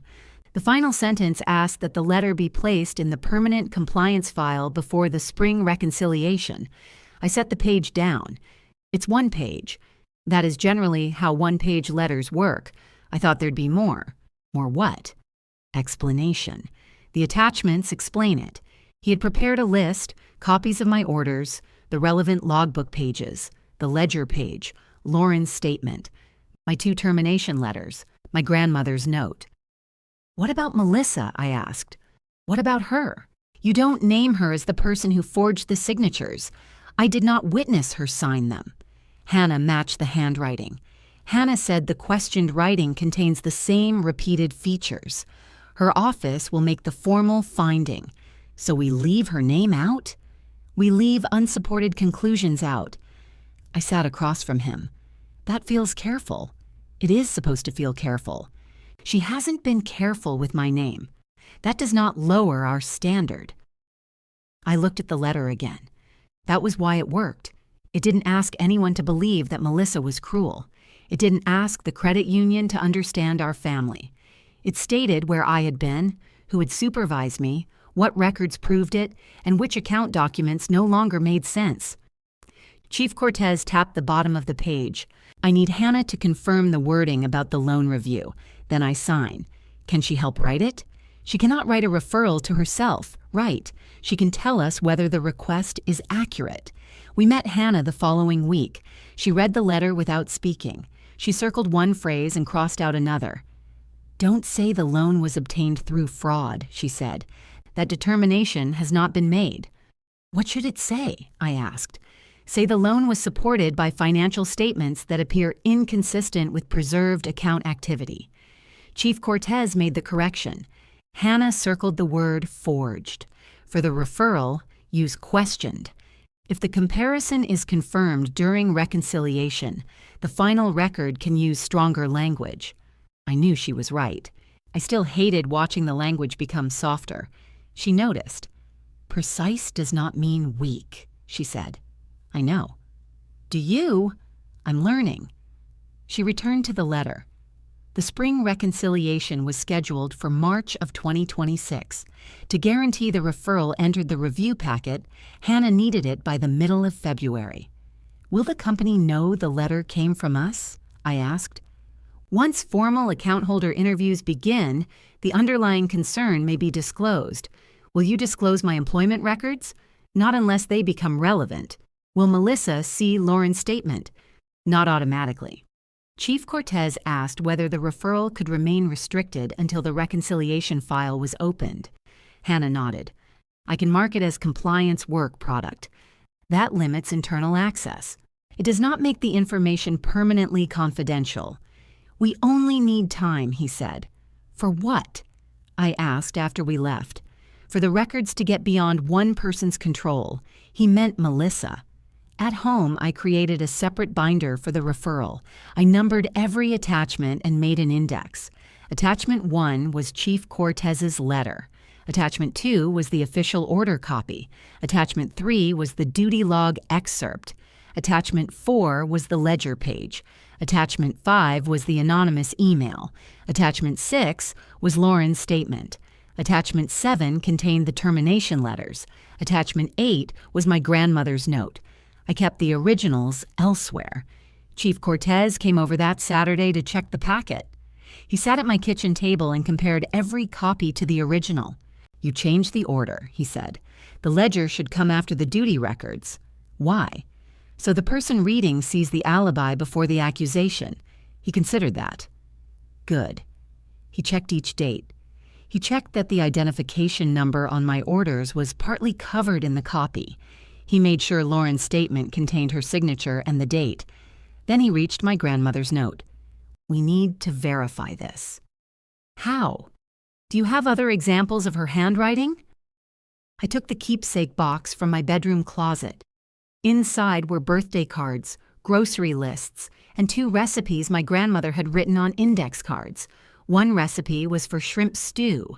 The other was for a pecan cake she made at Christmas. Chief Cortez placed the note beside them. The capital letters matched.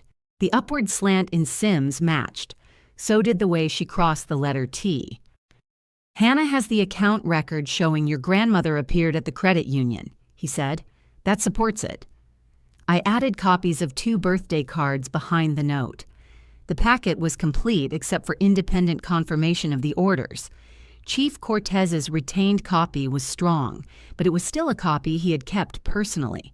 He wanted confirmation from Coast Guard records that the assignment existed in the official system. He submitted a records request using my signed authorization. 3 weeks later, an envelope arrived at my apartment. I called him before opening it. "Put me on speaker," he said. The response confirmed my temporary duty assignment, reporting date, unit, and release date. It didn't contain every movement of the cutter.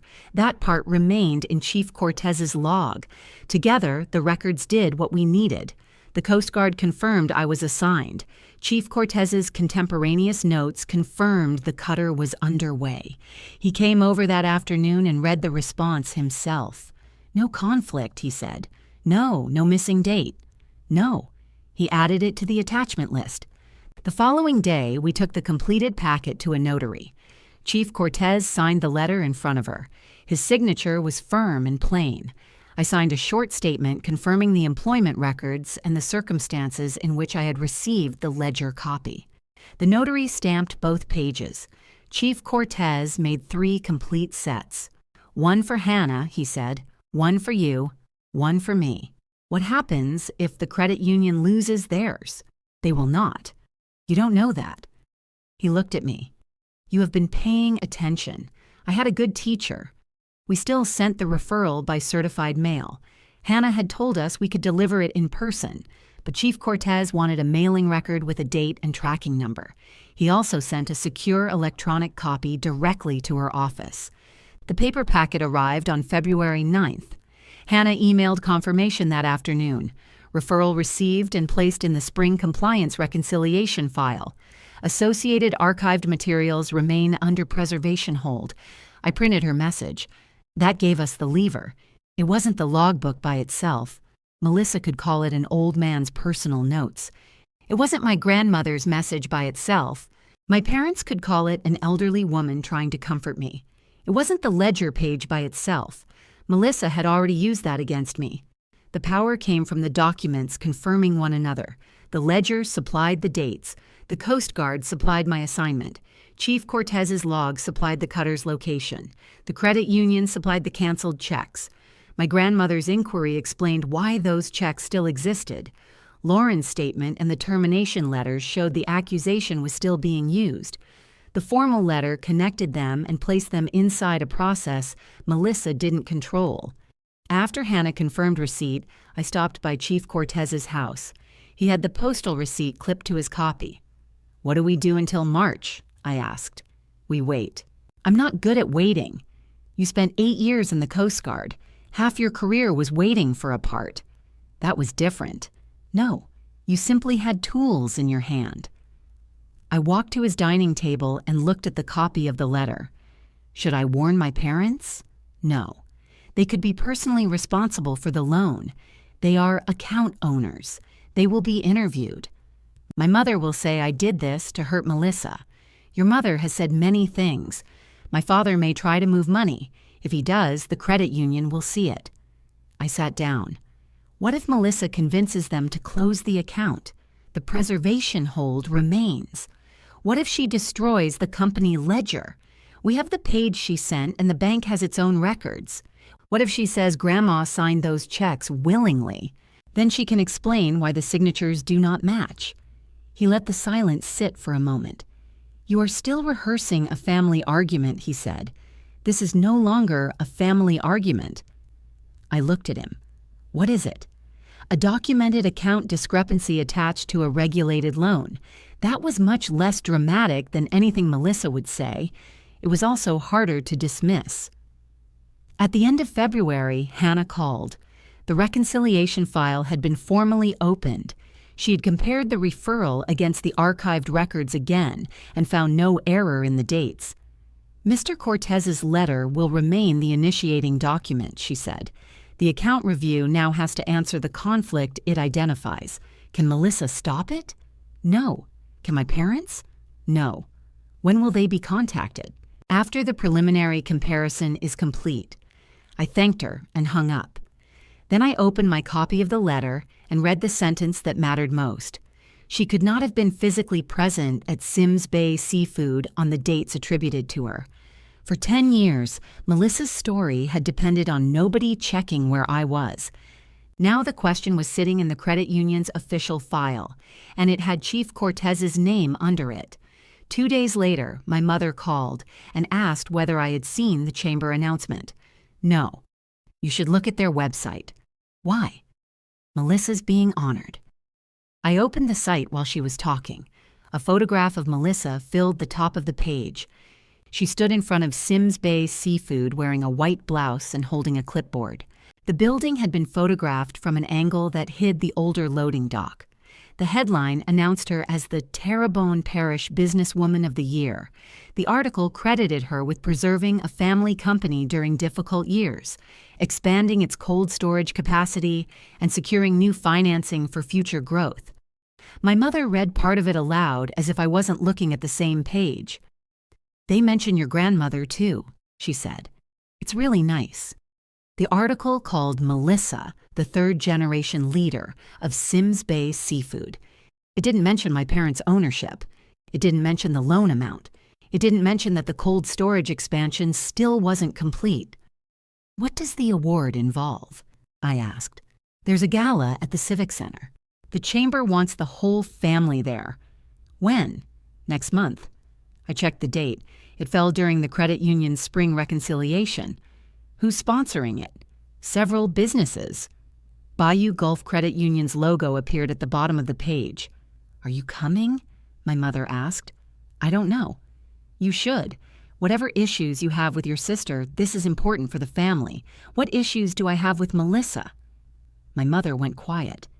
"You know what I mean. I want to hear you say it. Nicole, please don't do this." "Do what?" "Turn a nice thing into another argument." "I didn't argue. The chamber is recognizing what Melissa has done for the company. Your grandmother would be proud."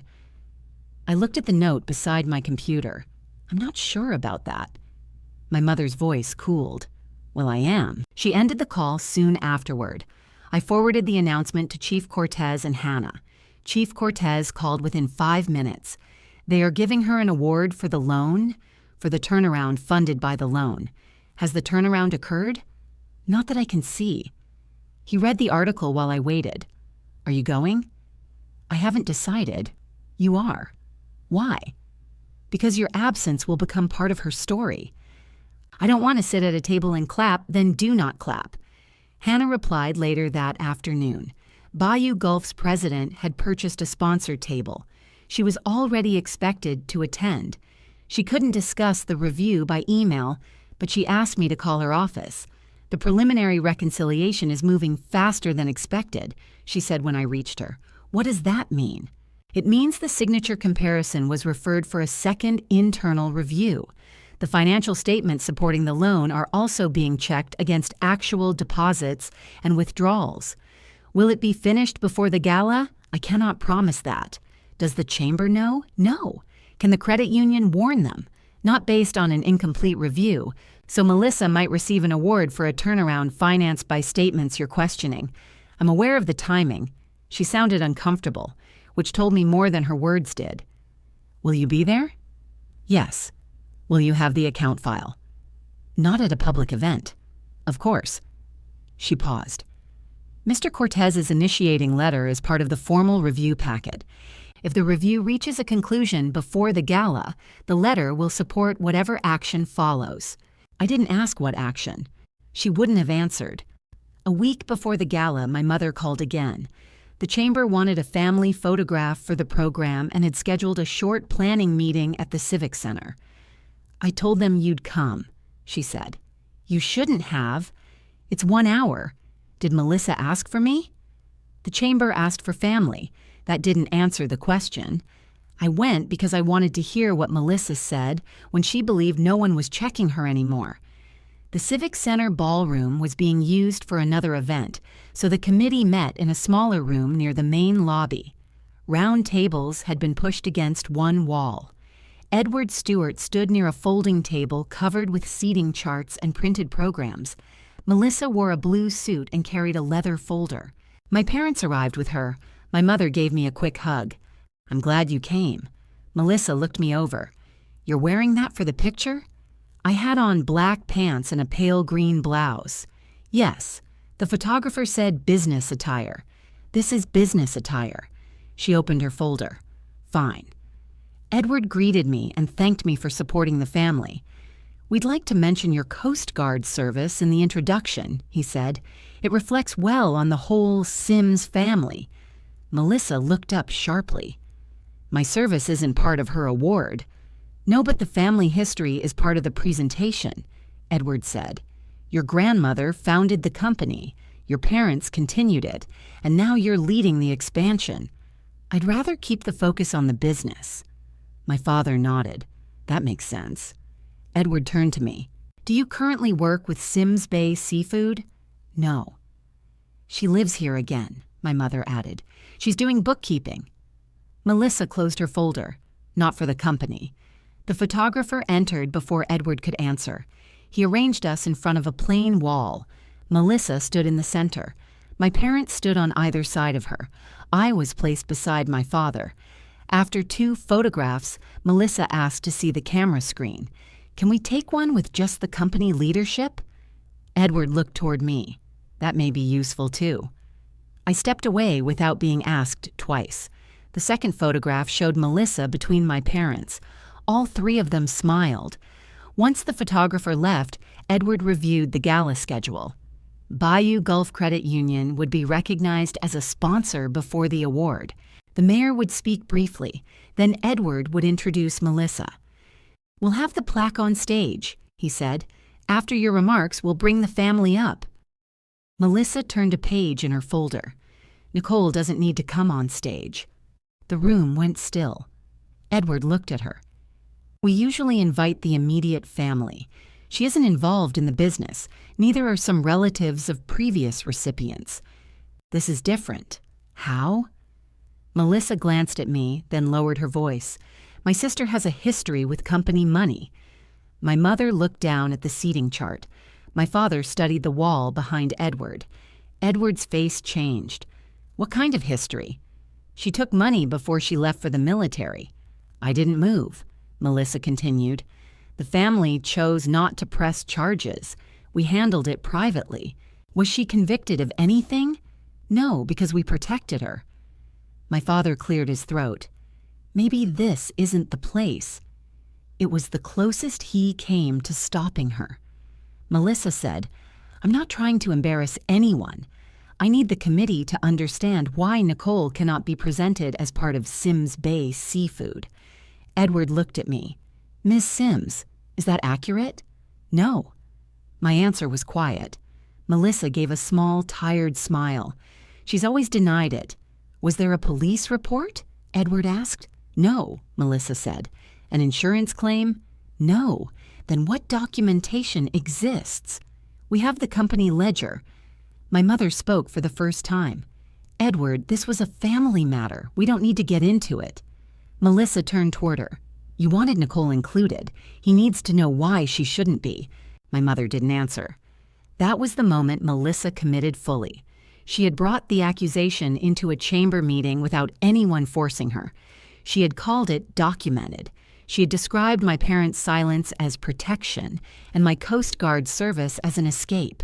She believed the ledger still belonged only to her. Edward removed his glasses and cleaned them with a cloth. I'm not putting any accusation in the program. I'm not asking you to, and Nicole will remain seated with the family unless she chooses otherwise. Melissa's jaw tightened. That's your decision. It is. Outside the room, my mother caught my arm. Please don't make anything of this. I looked at her hand until she released me. Melissa just told the chamber I stole. She felt cornered. By what? By Edward asking questions.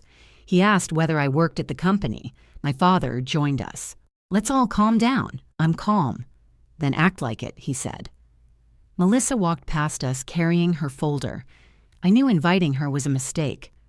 I didn't answer. My mother followed Melissa toward the parking lot. My father waited as if he expected me to apologize, then went after them. Edward came through the door a few seconds later. I'm sorry, he said. Thank you. Do you want your name removed from the family introduction?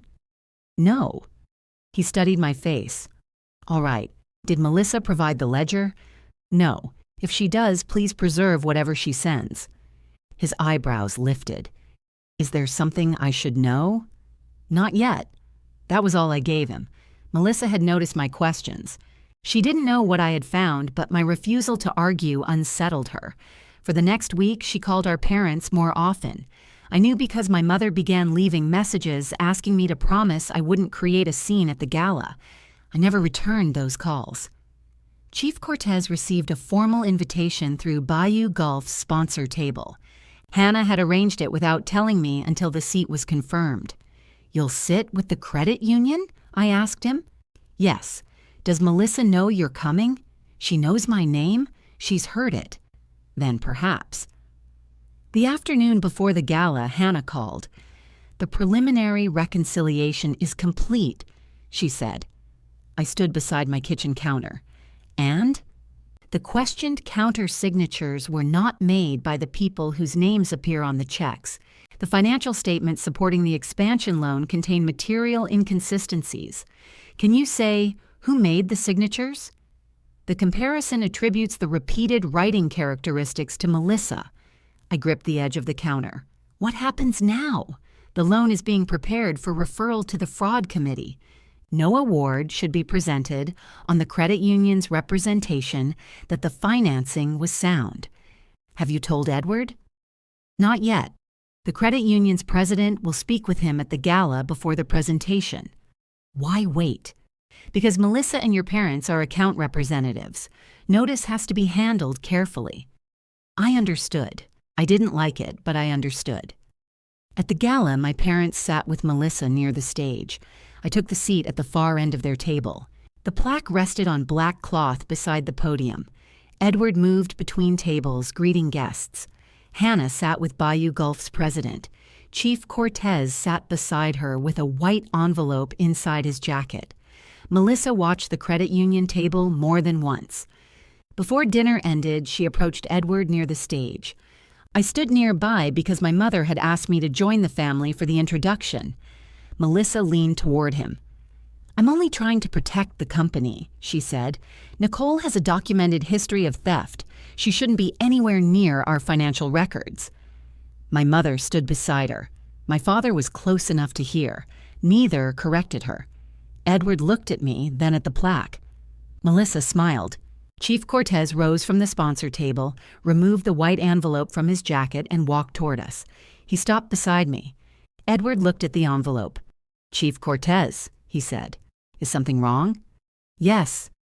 Melissa's smile disappeared. Chief Cortez removed one sheet of paper. He didn't look at her. He looked at Edward. I submitted this letter to Bayou Golf Credit Union before its spring compliance reconciliation. The review is now complete. With your permission, I would like to read it before this award is presented. Edward glanced toward Hannah. She stood beside the credit union's president and nodded. Go ahead, he said. People at the nearest tables stopped talking. The quiet moved across the ballroom until even the servers near the kitchen doors had paused. Chief Cortez began with his name, rank, and years of service. Then he read the dates from Melissa's ledger. I watched her face. She didn't react until he read the name of the cutter. During those dates, he continued, Nicole Sims was under my direct supervision while underway approximately 300 miles from Houma. Her temporary duty orders, official Coast Guard records, and my contemporaneous duty log confirm her presence aboard the cutter. She could not have been physically present at Sims Bay Seafood when the cash entries attributed to her were recorded. Melissa stepped forward. "This is inappropriate." Chief Cortez kept reading. "The company ledger conflicts with independent Federal Service records. I therefore requested that Bayou Gulf Credit Union reconcile the archived signature cards and canceled checks associated with those entries." "Edward," Melissa said, "he has no right to discuss company banking in public." Edward raised one hand. "Let him finish." Chief Cortez read the final paragraph. The reviewed checks required 2 authorized signatures. The counter signatures did not match the account holders, whose names appeared on them. The repeated handwriting characteristics matched verified writing by Melissa Sims. Those transactions continued after Nicole Sims left Houma and formed part of the account history behind a $150,000 expansion loan, supported by materially inconsistent financial statements. My mother sat down without looking for her chair. My father caught the back of it before she missed. Melissa turned toward Hannah. "You gave him private records?" Hannah walked to the front of the room. "No." Mr. Cortez submitted the initiating letter. "The credit union performed its own review. This is Nicole's doing." Hannah's voice stayed level. "The canceled checks are bank records. The signature cards are bank records. The loan statements were submitted by you as the company's representative. They were estimates. They were certified financial statements based on information my staff gave me. You prepared and signed them." Melissa looked at my parents. "Tell them. Tell them I handled everything the way you wanted." My father stared at Hannah. "Are you saying Deborah's name was forged?" "Yes," Hannah said. "The review found that the questioned signatures were not made by Deborah, Janet, or Raymond Sims." My mother pressed a hand against her chest. "Melissa." "It was how Grandma wanted things done," Melissa said quickly. "She couldn't always come into the office." "Mom, you know that." Hannah answered before my mother could. "Your grandmother personally disputed the ledger and preserved copies with the credit union in 2020. Melissa's mouth opened, then closed. That was the part she hadn't known. My grandmother's quiet visit to the credit union had kept the old checks alive long enough to meet Chief Cortez's letter. Edward stepped behind the podium. "The chamber will not present the Bayou Seafood Heritage Award tonight." A committee member lifted the plaque from the black cloth. She placed it inside its cardboard box and carried it away. The mayor remained at the front table. He didn't speak. He didn't need to. Everyone had heard the same letter. Hannah faced the room.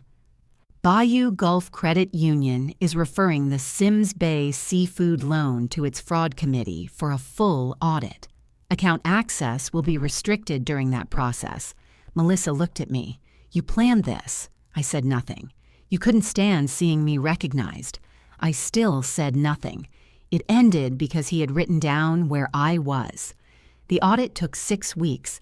It confirmed that Melissa had used false countersignatures on company checks, altered petty cash entries, and concealed withdrawals inside ordinary business expenses. It also confirmed that the financial statements supporting the expansion loan overstated available cash and understated liabilities. My parents removed Melissa as general manager. The credit union canceled her signing authority. The audit file was referred for prosecution, along with the handwriting findings and the loan documents. Melissa hired a lawyer and stopped speaking to me. Her first public explanation was that she had used informal family authorization. Her second was that employees had entered transactions under her name. Her third was that the company's accounting system had confused old records. None of those explanations accounted for her handwriting. The chamber issued a short notice saying the award had been withheld after material financial information came to light. They didn't select a replacement that year. Mr. Landry sent me an email after the gala. He said he regretted relying on an anonymous caller and offered to provide a corrected employment reference. Ms. Fontenot called me herself. I should have given your record more weight, she said. Yes, I'm sorry. Thank you. She offered me my old position back. I declined. Lauren and I still met for lunch. She ordered the tuna salad once just to prove she could survive it. The bread was wet. She admitted I had been warned correctly. My parents waited until the audit was finished before asking to see me. We met at Sims Bay Seafood after closing. The loading floor had been washed, and water ran toward the drain in thin gray lines. My mother looked smaller in Melissa's office chair. "We failed you," she said. My father stood near the filing cabinet. "We should have checked the dates. You should have listened when I asked you to check them." He nodded. My mother wiped her palms against her pants. We thought keeping it in the family was protecting everyone. It protected Melissa. "I know." She started to cry. I handed her a box of tissues from the desk. I didn't hug her. My father asked the question they had brought me there to answer. "Can you help us save the company?" I looked around Melissa's office. Old vendor files crowded the shelves. 2 loan notices sat beside the computer. The cold storage expansion was unfinished, and the credit union had frozen the unused loan funds. "I'll review the books as a paid consultant," I said, "not as your daughter helping out." My father nodded immediately. "I want a written contract. An outside accountant reviews everything. No one signs checks without the bank's approval. Melissa gets no access." My mother looked down. "She's still your sister. That doesn't give her access." After a moment, she nodded. I agreed to help slowly. I didn't move back into the office. I didn't become the new family bookkeeper. I worked from copies, sent written questions, and required written answers. The company survived, though it became smaller. My parents sold 1 refrigerated truck and abandoned the expansion. The credit union restructured what remained of the loan after the legitimate account balance was established.